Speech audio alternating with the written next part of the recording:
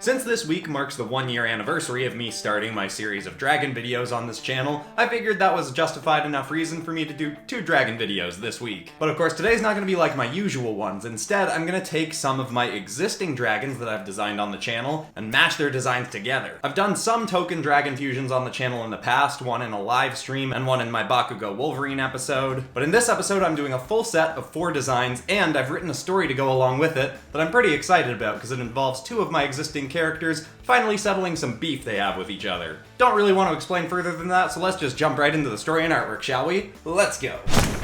Hit like if you want, subscribe if you feel like, but either way, enjoy the show. Hey Dresden, you looking over here or what? I'm just about finished. I swear I'll gut you if you don't look at this thing. Astra had been hard at work for nearly 16 hours, merging energies of 2 creatures she'd stolen from a dimension that had been her favorite to visit before she'd been banned from it. She'd hoped to show it off to Dresden, someone she claimed to be friends with, but he would infinitely deny this to be true. Astra, I could not care less about this hack dragon you're making. I've got more important things to deal with.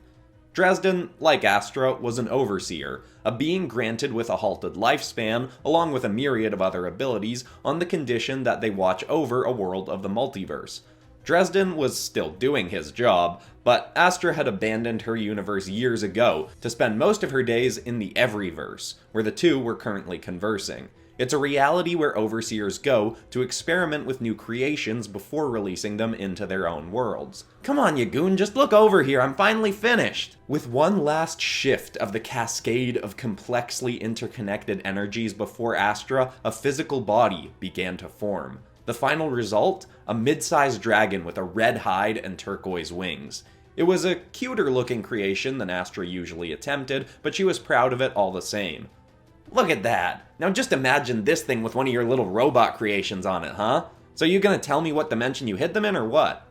Dresden barely glanced over at her work as he was finishing up an experiment of his own and prepared to leave. You don't make a habit of listening, do you? I told you, they're not robots and I didn't hide them anywhere. They're just gone and I don't care where. You want to go looking for them? Be my guest. Just stop bothering me when I'm here working. You can keep being a waste of space all you want, but some of us still have universes to watch over. Astra forced a smirk and rolled her eyes. Oh, please, you love me. Before she could continue, he'd opened a portal and leapt through it, vanishing. Dresden had been unpleasant to Astra as long as she'd known him, but she felt some kinship with him because he was the only overseer she knew who hated other overseers as much as she did. So she usually tolerated his attitude, but this time, his words had kinda hurt.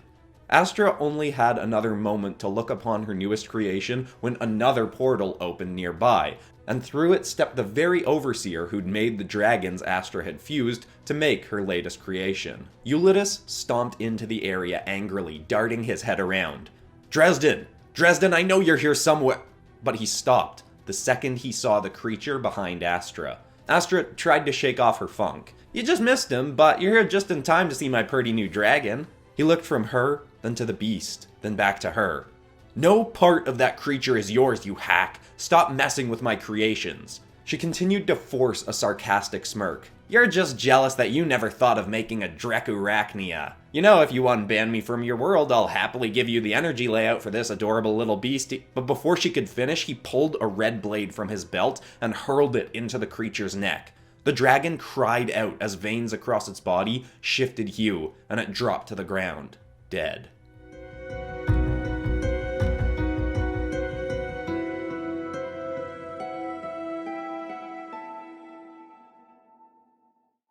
Astra's eyes went red. She clenched her fists and stomped towards her creature's killer.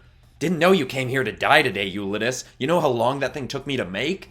He held his ground. Please, it was a hack creation. I did all the work making the originals. Every time he said hack, she wanted to knock his lights out that much more. It was a condescending term overseers used to refer to those of their own kind who only created life using mixtures of energies other overseers had created. What I do takes just as much effort as what you do. Besides, I know all your dragons and beasts are rip-offs of stuff from other dimensions. You're no different from me. He snorted with an infuriating grin. A child could do what you do. You're just a sad, pathetic overseer wasting away her time till she accepts that she was too useless to protect her own dimension. The day you give up your powers will be a bright one for the multiverse. Now step aside and let a real overseer get back to work. I gotta find Dresden.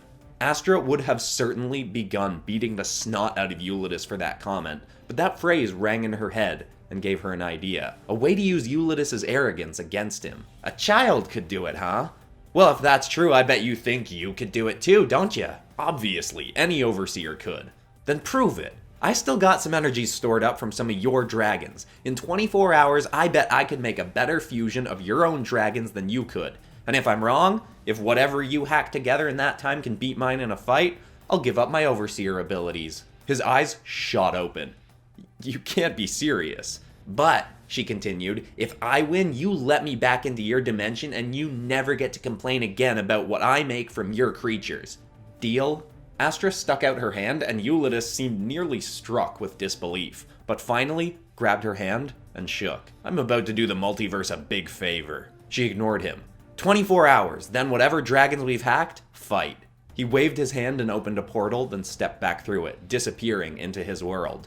Astra got straight to work. She pulled out a quarter of a golden orb, a rare artifact in which she'd stored massive quantities of energies. She tapped around it, scanning through what dragon energies she still had from Eulydus' world. And it was less than she thought. Her heart started to pound as she realized she'd already used the most powerful ones. And still being locked out of Eulydus' world meant she couldn't go get new ones. Her breathing got shallow and she started to get dizzy. Had she just sealed her own fate? No. She took some deep breaths and composed herself. A new plan sprung in her mind, one that would make her victory that much sweeter. If she could pull it off. She started on a creation whose focus was on defense, and in a record time of 12 hours, the beast would turn out exactly as she intended.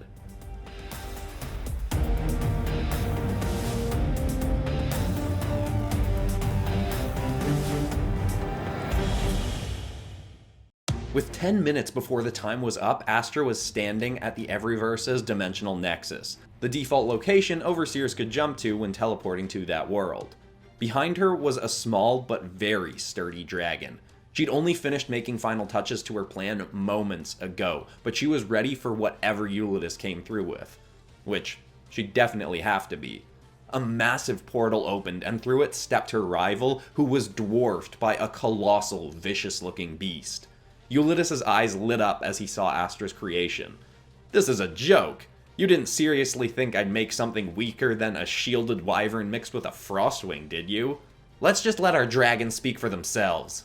They rode their creations to a mountainous arena of the Everyverse, and stood well back on a cliff ledge. Both had added an energy into their creature that meant they could each see through the eyes of their own beasts as they fought. With both looking on, Astra asked, "You ready?" Eulydus sneered. "Obviously." And with that, the battle begun. Eulydus' monstrosity immediately swung its tail like a wrecking ball that was nearly the size of Astra's dragon. Her shielded frostwing darted around it and began breathing beams of ice at its foe's limbs. But the Titan easily cracked through the cold and swung again with lightning speed. It struck the frostwing straight from the sky. Astra's creature slammed into a mountainside and struggled to stay airborne as the Titan charged up a beam in its mouth. It released a blinding cannon of fire and golden energy. The frostwing raised two of its wings in front of it. They were struck and it was pushed back, but it was unharmed. Until the Titan shot forward and bit straight into its foe's tail. The monster swung its head and slammed Astra's creation into the dirt, then hurled it into another mountainside. Eulydus laughed. "Honestly, I thought you'd at least put up a bit of a fight. I'll almost feel bad watching you give up your abilities after this." But Astra was ignoring him. She'd spotted something in the fight, something she needed to inspect further. At this point, Astra and Eulydus had no control over their creatures, so she just had to hope that hers did its job. The frostwing flew up and around its foe, still blasting beams of ice, keeping its distance. Eulydus' beast continued cracking through the ice as it charged up another blast, this one even bigger than before. Its eyes twitched and its jaw sparked as it charged the beam bigger and bigger. The frostwing was ready to dodge, but in a blink the Titan had spun and smacked the creature again with its tail. The frostwing had just enough time to block the blow, but that left it open to Eulydus' beast and it struck. The Titan unleashed a beam that tore straight through Astra's creature. The poor dragon fell to the earth, twitching, as Eulydus' beast came over and stomped out its final light of life. Eulydus' pride was overflowing. Well, I can't say it'll be sad to see you go, but as he returned his vision to his own body and looked at his foe, he noticed Astra had a massive grin on her face, and her entire body was starting to steam. "You really underestimate me that much, huh?" She stepped towards the cliff ledge. "Did you really think I'd only make one dragon in 24 hours? She leapt from the ledge and her body vanished into a cloud of steam. Then through the smog erupted an ear-piercing roar.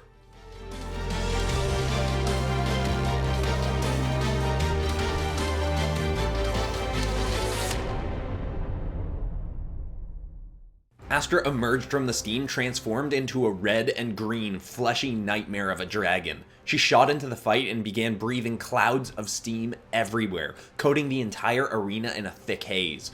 Eulydus was confused and slightly horrified. He recognized the mixture of creatures she turned into. One was a beast of his that was actually a human who could transform into a dragon, but the only way she could have infused herself with that ability was if she'd actually managed to hack her own body and alter her energies, a task that would be like a human doing surgery on themselves. He refused to believe that she was that good, but she absolutely was. Astra had spewed so much steam across the arena that barely anything could be seen for miles. She then started to shriek through the fog. The other dragon she'd fused herself with was a Brazilian sky pulse, and could shoot cannons of sound. So through the haze and bellowing booms, Eulydus' creature was near blind and deaf. It began to thrash and panic. It charged a beam and fired it continuously, spinning its head, trying to hit anything at all. And as it fired, its jaw continued twitching, and sparks sprung from it. More and more and more it fired, and the twitching got worse. This was what Astra had noticed before. She'd only needed her defensive dragon to last long enough for her to find Eulydus' creature's weak points, which she knew it would have. Making a hack creation may be slightly easier than creating a creature from scratch, but it was still something that took practice, and in attempting to create a fusion of some incredibly intricate and powerful creatures in such a short amount of time, having never done it before, Astra knew Eulydus would do something wrong. She continued alternating between steam and sound, then started darting in and chomping at the creature's joints, which had all been weakened by the Frostwing. The beast retaliated by trying to shoot more and more energy, growing desperate. The golden shards on the creature's back and head were shifting from gold to red. Its beam began to shift hue as well and get bigger, until it just stopped altogether. The creature's head locked up. The glow across its body started to fade. Astra shot towards it, clawed open its mouth, then fired a precise eruption of sound straight down the creature's throat. A ripple burst through its body, then it exploded into a blur of shattered energies. There wasn't even a body left to fall to the ground. Astra soared up to the ledge where Eulydus stood in shock. She shifted back to human, then with the smuggest of grins, she said, "Little tip for a newbie hack like you, the more power you give something, the harder it is to not make a mistake in its energy structure. Your little pet couldn't handle its own power because its pop didn't know what he was doing." He was dumbfounded and livid. "Fine, maybe hack creations are a bit harder than I thought, but the deal's off. You used yourself. The agreement was to only use dragons. Don't you back out on me. I won and that's that." He turned away. "This was all pointless. I still have to go find Dresden." Astra shifted into a dragon again and stomped in front of him, then shrieked threateningly. He was about to whip open a portal when suddenly, he got an idea. "Alright, how about a new deal? I need a favor, and I guess if you do it, we'll call it square and you can come back to my world." Astra turned back. "Are you kidding me? Why would I do you any favors at all? I should just kill you here and now." "Then you'd never be able to get back into my world. Besides, I think you might like this one. I need you to hunt someone down for me. This girl who came to my dimension and completely derailed the lifeline I'd planned out for one of my world's residents. You keep talking and I keep not caring at all. I think you will. You were always going on about Dresden's little robot parasite creatures, right? Well, the girl I need you to hunt has one." All Astra's rage suddenly vanished and was overwhelmed with excitement. Eulydus continued, "You can come straight back to my dimension if you hunt down that infuriating biomech girl."